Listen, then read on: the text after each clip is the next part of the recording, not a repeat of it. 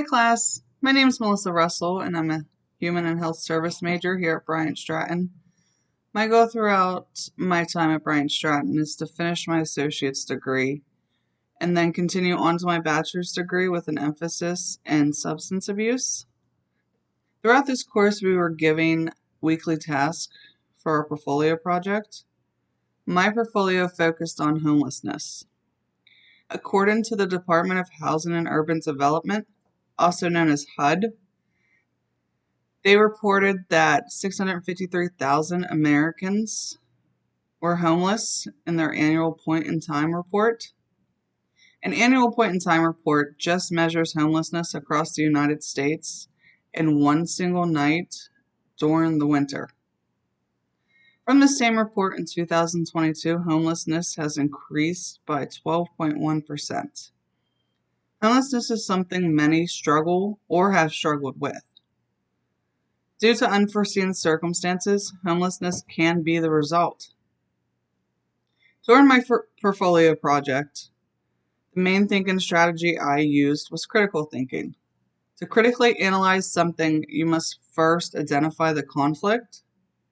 The conflict in my paper was obviously a person was homeless. Then I had to determine how these conflicts were acquired and how to resolve them.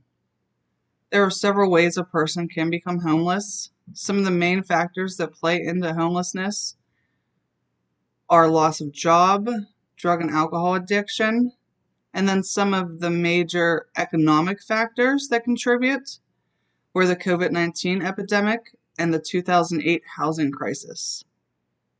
During these two issues, many people became homeless. During COVID-19, many people weren't allowed to work, they were too sick to work, or they were not considered essential workers, so they were temporarily laid off. The housing crisis of 2008 impacted many Americans. Due to mortgage lenders relaxing their standards and improper mortgage lending, this led to the beginning of the housing market crash. Due to the crash and the collapse of the housing market, close to 3.1 million Americans filed for foreclosure in 2008 alone. Like this paper, or any other task required by the school, I like to break down the task. By taking on tasks one by one, I can be more productive. This type of strategy helps me not to become overwhelmed or overly stressed. I will take a few hours out of my morning and a few hours out of my night and focus only on schoolwork. When I decided to continue my education, one thing I said I wouldn't do was procrastinate. Procrastination is not a good way to be successful, and I try my hardest to stay on task to do the best I can. The workplace capabilities I would like to work on and strengthen are tolerance, dependability, and problem solving.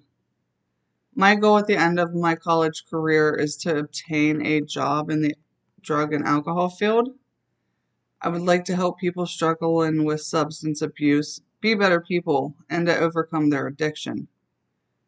I believe that this job will require all three workplace capabilities on a daily basis. Tolerance will be a huge part of my career. I'm not always going to agree with one's decisions, but I will be able to put my own personal feelings aside to help them to the best of my ability. Having a dependable employee in the workplace is very important. An employer is looking for an employee that is dependable. They're going to show up for work every day and go above and beyond. In my line of work, I will have a lot of problem solving. By being able to identify problems, I can determine what is causing the problem. I can then begin to prioritize and implement a solution. These workplace capabilities will play a big role in my career, so learning how to implement them will be an advantage to me. Overall, this course has been a wonderful course.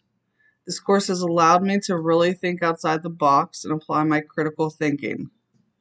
I have enjoyed learning from each and every one of you, and I wish you luck in the future.